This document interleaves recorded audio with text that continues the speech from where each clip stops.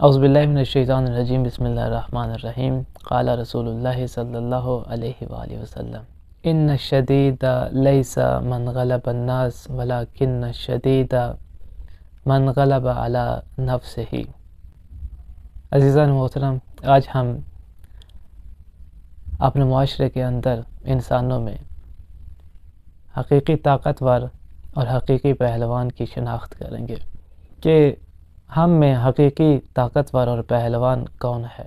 ہمارے عام طور پر ہمارے ذہنوں میں لوگوں پر غالب آ جانے والے کو پہلوان طاقتور کہتے ہیں۔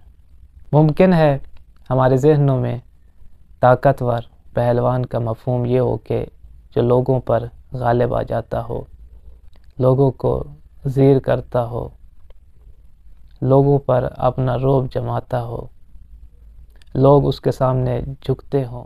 ممکن ہے ہمارے ذہنوں میں حقیقی پہلوان، حقیقی طاقتور وہ ہو کہ جو اپنی طاقت کا مظاہرہ کرتا ہے، اپنی طاقت کو عام کمزور لوگوں پر مسلط کرتا ہو، اپنی دولت کی وجہ سے لوگوں پر غالب ہو، مسلط ہو ان پر۔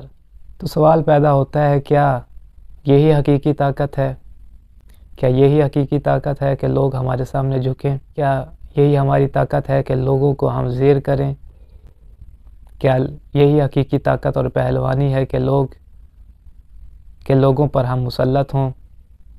کیا یہی حقیقی طاقت ہے کہ ہماری طاقت کی وجہ سے عام لوگوں میں، کمزور لوگوں میں ڈر کا ماحول ہو؟ کیا یہی حقیقی طاقت ہے کہ ہمارے مال دولت کے سامنے، کیا ہمارے مال اور دولت کی وجہ سے لوگ ہمارے سامنے جھکیں؟ اگر یہ ہمارے ذہن میں ہے تو عزیزان محترم، ہم غلط راستے پہ ہیں۔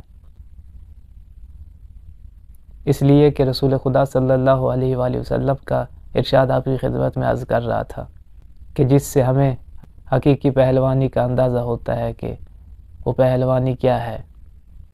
رسول خدا صلی اللہ علیہ وآلہ وسلم فرماتے ہیں ان الشدید لیس من غلب الناس، کہ حقیقی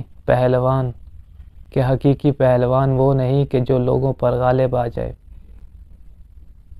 بلکہ رسول خدا صلی اللہ علیہ وآلہ وسلم فرماتے ہیں کہ حقیقی طاقتور وہ ہے کہ جو من غلب علی نفسہ ہی، حقیقی طاقتور وہ ہے کہ جس نے اپنے نفس پر کنٹرول کیا۔ پہلوانی لوگوں کو زیر کرنا نہیں، پہلوانی یہ نہیں کہ لوگ تمہارے آگے جھکیں، بلکہ رسول خدا فرماتے ہیں حقیقی پہلوانی یہ ہے کہ تو برے کاموں سے بچا رہے، اپنے غصے پر کنٹرول کرے، اپنی خواہشات پر کنٹرول کرے، تمام تر برے اعمال، تمام تر برے کاموں سے رکنے کی طاقت کو حقیقی طاقت کہتے ہیں، حقیقی پہلوانی کہتے ہیں۔ طاقت کا استعمال دوسرے کو دبانے کے لیے نہیں، بلکہ طاقت کا استعمال اپنی اصلاح کے لیے ہوتا ہے، اور وہی صحیح معنوں میں طاقت اور پہلوانی ہے۔ والسلام علیکم ورحمۃ اللہ۔